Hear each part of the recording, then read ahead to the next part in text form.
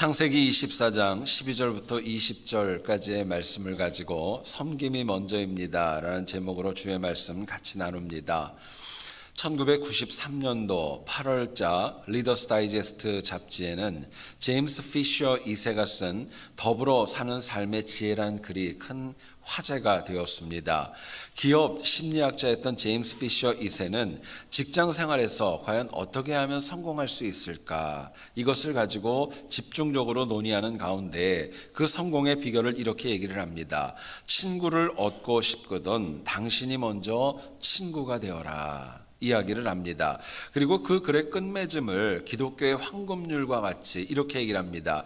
남에게 내가 바라는데도 너도 남에게 그렇게 해줘라, 이야기를 하고 그 성경 비결의 핵심은 이것입니다. 타인의 관점에서, 내 관점이 아니라 그 사람의 관점에서 그 사람을 섬기는 모습을 가질 때에 성공할 수 있고 공동체도 함께 할 수 있다, 이야기를 합니다. 이론적으로 우리가 모르는 내용 아닙니다. 그런데 실제 삶을 보면 이것이 참으로 어렵고 힘든 일이 아닐 수 없습니다. 실제로 오늘날 현대인들은 내가 섬겨야 될 대상을 생각하기보다는 오히려 나를 좀 섬겨주고 나를 서포트해 줄 사람을 찾고 있습니다. 섬김보다는 보장된 자리에서 군림하고 누리며 나를 알아주는 자리, 나를 나타내려는 자리에 더 관심이 있는 것이 사실입니다. 그런데 예수님께서는 마태복음 20장 28절에서 이렇게 얘기를 합니다. 인자가 온 것은 섬김을 받으려 함이 아니라 도리어 섬기려 하고 자기 목숨을 많은 사람의 대속물로 주려 함이니라 말씀하셨어요. 여러분, 우리가 누군가를 섬기며 살아가야 될 이유가 있습니다. 주님께서 죄인인 나를 먼저 섬겨 주셨기 때문입니다. 그렇기 때문에 예수 그리스도를 믿는 신앙인이라면 주님을 받아 타인을 섬기는 것은 어쩌면 마땅히 해야 될 일이 아닐 수 없습니다. 그러나 생각해 보시면 섬김과 그 수고에는 굉장히 많은 헌신도 필요하고 희생도 필요합니다. 실제로 섬김이 중요하지만 내가 섬김을 받고 누군가를 섬기는 것은 당연한 것입니다. 반면에 타인이 나를 섬기기 전에 내가 먼저 하나님의 마음을 가지고 누군가를 섬길 수 있다면 하나님께서 그 섬김을 기쁨으로 흠양해 주신다고 저희들에게 도전합니다. 누군가가 그런 얘기를 하더라고요. 천국과 지옥의 차이는 다른 것 없대요. 천국은 서로 먼저 섬기려고 하지만 지옥은 먼저 나를 섬기라고 하는 것, 그 차이가 있을 뿐이다, 이야기하기도 합니다. 그렇다면 과연 내 모습은 어떻고 또 우리 세안교회는 그 선교의 관점으로 보면 어떠한가 한번 깊이 생각해 볼 수 있는 이 아침이 되기를 원합니다. 여러분, 오늘 본문을 보면 아브라함의 종이었던 엘리에셀이 이삭의 아내를 찾기 위해서 밧단 아람을 방문합니다. 아브라함은 하나님의 선물이었던 이삭이 가나안 여인이 아니라 자기의 친족 가운데 하나를 며느리로 삼고 싶었던 겁니다. 일부러 많은 물질을 준비를 합니다. 그리고 놀랍게도 그 모든 과정에서 하나님이 앞서가시고 순조로운 길을 열어주십니다. 특히 우리는 엘리에셀을 섬기는 리브가의 모습에서 하나님이 주시는 귀한 메시지를 저희들이 얻게 됩니다. 비록 힘들고 어려운 우리의 삶이 있지만 우리가 리브가와 같이 섬길 수 있다면 하나님께서 우리에게 주시는 은혜는 더 커질 수 있다는 것을 말씀합니다. 여러분, 분명한 것은요, 기독교인이라면, 믿음이 있는 영혼이라면, 성령 하나님의 은혜가 있는 영혼이라면 섬김이라는 것은 선택이 아니라 필수라고 저희들에게 말씀합니다. 본문을 통해 우리가 리브가가 교훈하는 먼저 섬기는 삶이 과연 어떠할까, 본문이 주는 메시지를 같이 한번 나누어 보기를 원합니다. 첫 번째 생각할 것은요, 리브가의 섬김을 보면 누가 안 보던 한결같은 섬김이었다는 거예요. 누가 봐도 누가 안 봐도 섬김의 모습이 똑같았다는 것입니다. 본문을 보면 아브라함의 종이었던 엘리에셀은 이삭의 아내를 만나기 위하여서 먼저 하나님 앞에 간절히 기도합니다. 내용을 보면 이런 내용입니다. 제가 어떤 소녀를 만나서 물을 달라고 요청을 하면 저에게 물을 준 이후에 내가 구하지 않아도 낙타에게 물을 먹이겠다고 하는 여성이 있다면 그 여성을 하나님이 지정하신 걸로 내가 믿겠습니다, 고백을 했어요. 그런데 본문 15절을 보세요. 기도를 마치기도 전에 리브가가 어깨에 물동이를 메고 다가옵니다. 그리고 엘리에셀이 큰 소리로 모두가 다 들으라고 기도하지 않았어요. 그런데 하나님께서는 기도가 끝나기 태어나기도 전에 하나님의 응답으로 리브가를 엘리에셀에게 보내주셨던 겁니다. 그리고 본문 18절과 19절을 보세요. 그가 이르되 내 주여 마시소서 하며 급히 그 물동이를 손에 내려 마시게 하고 마시게 하기를 다하고 이르되 당신의 낙타를 위하여도 물을 길어 그것들도 배불리 마시게 하리이다. 그렇게 고백을 합니다. 여러분, 놀랍게도요, 마치 리브가는 이 엘리에셀의 기도를 다 들은 것처럼, 다 알고 있는 것처럼 그 원하는 답변을 그대로 했습니다. 주저하지 않았고 엘리에셀이 원하는 대로 낙타를 위해서 물을 기르러 달려 내려갔던 것입니다. 여러분, 여기서 굉장히 중요한 사실이 한 가지 있습니다. 그것은 리브가와 엘리에셀은요, 서로 만났던 적이 있는 구면이 아니라는 거예요. 초면이었습니다. 비록 대화가 이루어지면서 이 리브가가 아브라함의 친족 중에 하나였다는 것이 밝혀졌지만 적어도 오늘 본문 첫 장면에서는 서로 초면이었고 처음 만나는 장면이었습니다. 그런데 리브가는 엘리에셀이 밧단 아람에 왜 왔는지, 뭘 목적으로 왔는지 전혀 몰랐지만 엘리에셀을 향해 먼저 섬기는 모습으로 다가갑니다. 성경은 당시 리브가가 엘리에셀을 먼저 섬긴 것이 절대로 어떤 계산적이거나 계획적이지 않았다는 것을 저희들에게 말씀합니다. 달리 얘기하면 리브가의 섬김은요, 누가 보던 안 보던 한결같았다는 거예요. 그것을 저희들에게 말씀합니다. 리브가는 꼭 엘리에셀이 아니라 다른 영혼을 만나도 똑같이 했을 섬김의 여성이라는 것, 하나님은 본문을 통해 저희들에게 말씀합니다. 그리고 이처럼 누가 보던 안 보던 섬김의 자세를 먼저 가졌던 리브가 이 여인을 통하여 메시아의 조상이 되는 놀라운 은혜를 그 인생에 채워주셨던 겁니다. 여러분, 잘 들어보세요. 사람의 진면목은 누가 볼 때가 아니라 누가 보지 않을 때가 더 정확합니다. 여러분, 어떻게 생각하세요? 이를테면 누가 안 볼 때 신실하고 정직한 사람은요, 사람이 볼 때도 정직하고 신실합니다. 반면에 사람이 볼 때만 성실한 척하고 섬기는 척하면은요, 이거는 절대로 섬김이라고 얘기하지 않습니다. 여러분 아세요? 누가 안 볼 때, 모르는 사람이 있을 때 거짓과 꼼수와 자기 계산적으로 하는 사람은요, 사람이 볼 때도 꼼수와 계산적으로 하는 것 당연한 것입니다. 옛말에 그런 말이 있죠. 안에서 새는 바가지가 어떻게 돼요? 여러분, 속담 잘 모르세요? 누가 보든 안 보든 똑같은 거예요. 이처럼 사람이 처음 보는 사람에게, 전혀 모르는 사람에게 먼저 섬기는 사람이 있다면 그 사람은 진짜 섬김의 사람이라고 말씀하는 거예요. 여러분, 우리는 한 교회를 섬기는 믿음의 지체들입니다. 근데 이 교회라는 공동체를 보면 다른 공동체와 다른 특징이 있습니다. 강제성이 없습니다.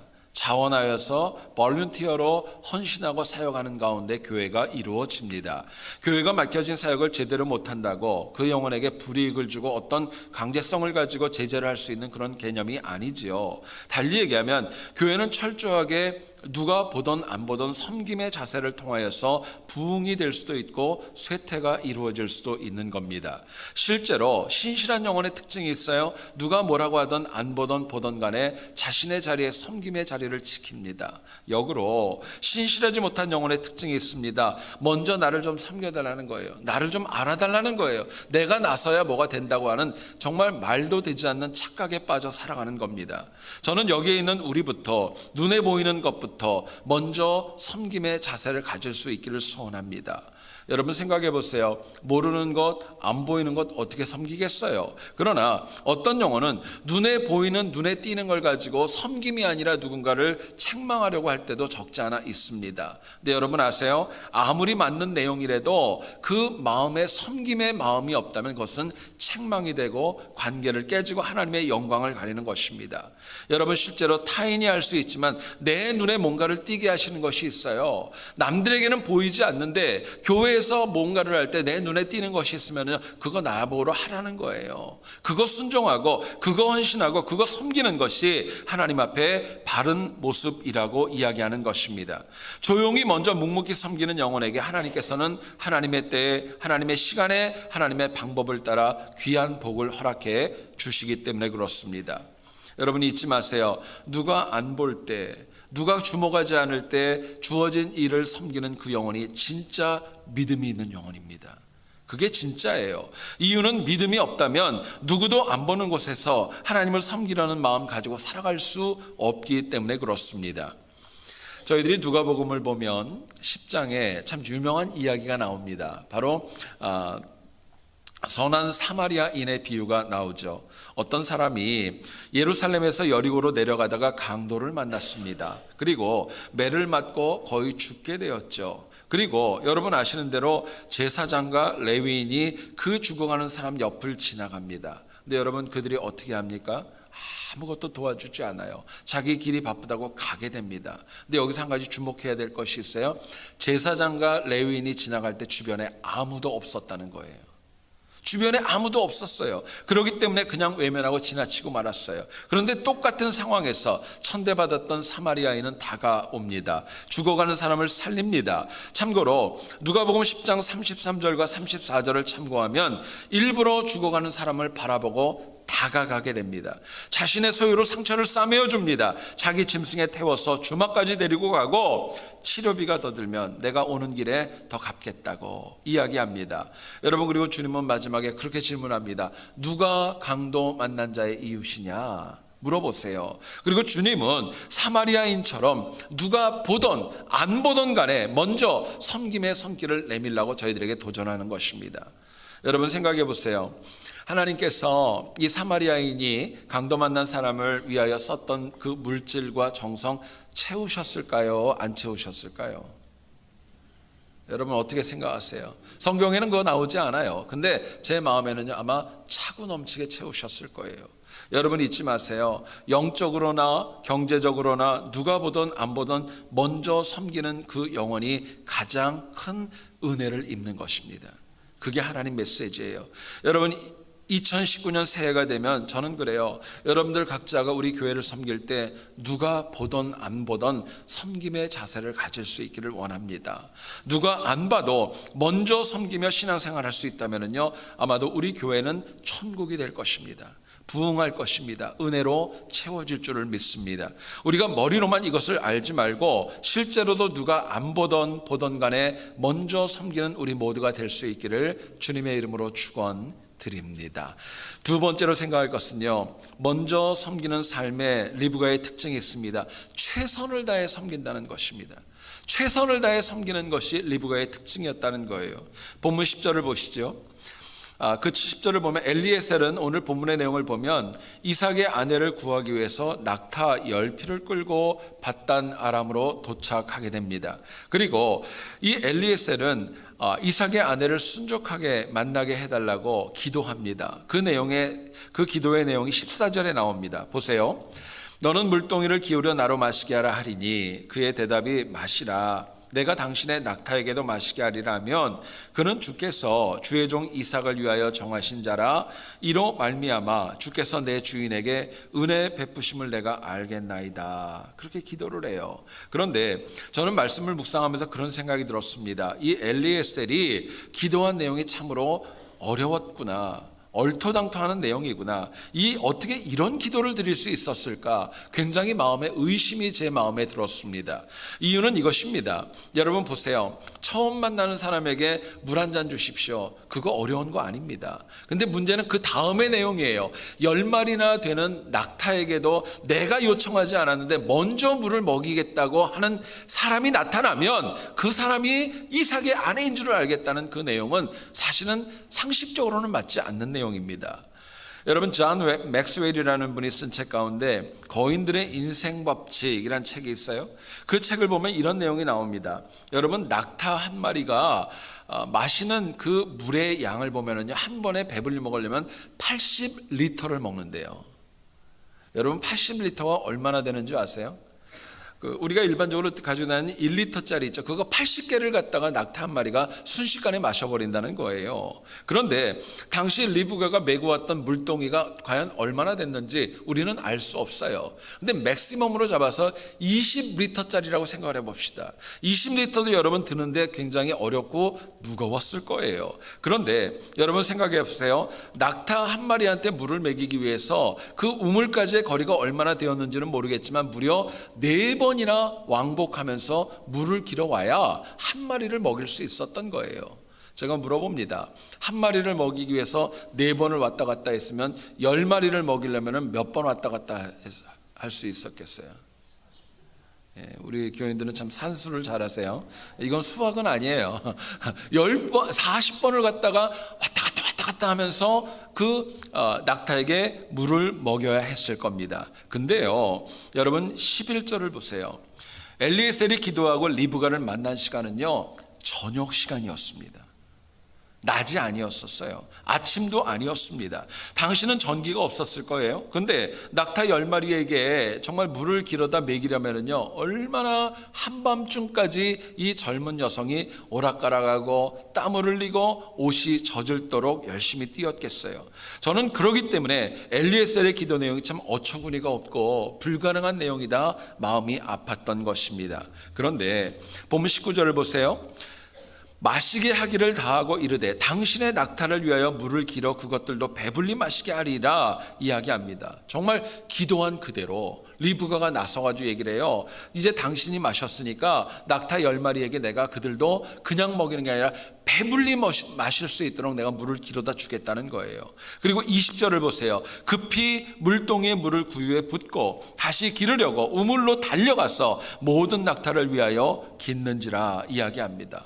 여러분 중요한 단어가 있습니다. 급히 갔다는 것이고 달려갔다는 것이고 일부가 아니라 10마리 모두에게 그 물을 먹이려고 수고했다는 것입니다. 놀랍게도요, 이 리브가는요 40번을 왔다 갔다 하는데 전혀 주저하지 않았고 힘들어하는 내색도 내지 않았던 것입니다. 여러분 저는 그런 생각이 들었어요. 엘리에셀의 기도가 좀 얼토당토않고 어처구니가 없지만 정말 기도한 그대로 리브가가 움직이는 모습을 보았을 때 엘리에셀의 마음에 얼마나 하나님의 응답하심에 감격이 있고 감사가 있었을까요? 본문은 이 리브가를 통하여 우리에게 섬김이 어떤 것인지를 저희들에게 보여줍니다. 여러분 섬김은요, 누가 안 볼 때 볼 때 한결같으셔야 돼요. 근데 한 가지 더 중요한 것이 있습니다. 누가 안 볼 때 볼 때 섬길 수 있지만 힘들면 중단할 수도 있어요. 그런데 본문을 보면 리브가의 진정한 섬김은 누가 안 볼 때 먼저 섬긴 동시에 그것을 끝까지 최선을 다하여 섬겼다는 것, 그게 하나님의 메시지입니다. 여러분 실제로 우리가 섬기려 할 때 내가 못하는 것, 내가 할 수 없는 것으로 여러분 뭘 섬길 수 있겠어요? 엄밀히 얘기하면 우리의 섬김의 그 바운더리는 내가 잘할 수 있고 내가 감당할 수 있는 일로 인하여서 섬김의 모습이 나타날 수 있는 것 아닙니까? 지난 여름에 있었던 일입니다. 날씨가 상당히 무더웠는데 교회의 여러 공간 가운데 사실은 제 방이 좀 덥고 겨울에는 더 춥습니다. 근데 공교롭게도 제 방에 있었던 포러블 에어컨이 갑자기 작동을 하지 않는 거예요. 그리고 그 사인에 뭐라고 떴냐면요, 그렇게 나와 있더라고요. 에어컨에서 물을 빼라는 거예요. 근데 제가 그걸 어떻게 해야 되는지를 모르겠더라고요. 그래서 정말 며칠 동안을 갖다가 더운데 끙끙 앓았어요. 사람들이 들어올 때마다 왜 이렇게 덥냐고 얘기를 했는데 저희 교회 집사님이 이렇게 지나가길래 제가 물어봤어요. 이거 어떻게 하는 거냐 그랬더니 씩 웃더니 그릇 하나 딱 가지고 와서 물을 빼더라고요. 그리고 얼마 안 있자 진짜 거짓말같이 에어컨이 쫙 워킹을 하는 거예요. 제가 얼마나 허무했는지. 그분이 와서 저한테 그렇게 얘기하더라고요. 앞으로 이런 사인이 뜨면은 여기에서 그 플러그를 빼가지고 물을 빼면 될 거라고 가르쳐주고 친절하게 하고 갔어요. 여러분 제가 그때 그런 생각이 들었습니다. 섬김과 봉사도요, 내가 할 줄 아는 것으로 하는 거예요. 내가 전혀 못하는 거, 나하고 무관한 거, 내가 못하는 거, 그거로 하나님 섬기라고 얘기하지 않는다는 것입니다. 여러분 잘 들어보세요. 나에게 어떤 능력이 있고 어떤 달란트가 있는가, 이게 중요한 거 아니에요. 그것으로 내가 얼마나 최선을 다하며 끝까지 섬기는가, 하나님은 그것을 보는 것입니다. 여러분 말씀드린 대로 교회는 강제로 무엇인가를 할 수 있는 공동체가 아닙니다. 자원하여 섬기고 헌신하여 하나가 되는 공동체입니다. 그러나 여러분 최선을 다할 수도 있지만 대충 하다가 자리를 피해도 누가 뭐라 그러겠어요. 사실은 마음만 아플 뿐이지 뭐라고 제재를 가할 수 있는 그런 경우가 없지 않아요. 그러나 생각을 전환해 보세요. 강제성이 없는 교회에서 하나님 바라보고 최선을 다하는 섬김이 있다면요, 그 사람의 믿음은 진짜라는 것입니다. 그걸 하나님이 받으신다는 거예요. 강제성이 없는 교회에서 헌신할 수 있다면 그 사람은 세상에 나가도 악한 곳에 가도 나에게 힘든 곳이 있어도 하나님의 향기와 빛을 나타낼 수 있다고 저희들에게 말씀하는 것입니다. 여러분, 좋은 교회가 되는 거 다른 것 아니에요. 설교가 좋아야죠. 공간도 좀 좋아야죠. 주차장도 넓어야죠. 근데 더 중요한 것이 있습니다. 성도들이 나에게 주어진 것, 힘들어도 끝까지 주신 달란트로 헌신하는 것, 섬기는 것, 그 모습이 있는 영혼이 많으면 그게 진짜 좋은 교회입니다. 그게 하나님 원하는 교회예요. 여러분, 좀 예민한 얘기지만 제가 말씀을 드립니다. 하나님의 일을 할 때요, 여러분 더 정확하게 하셔야 돼요.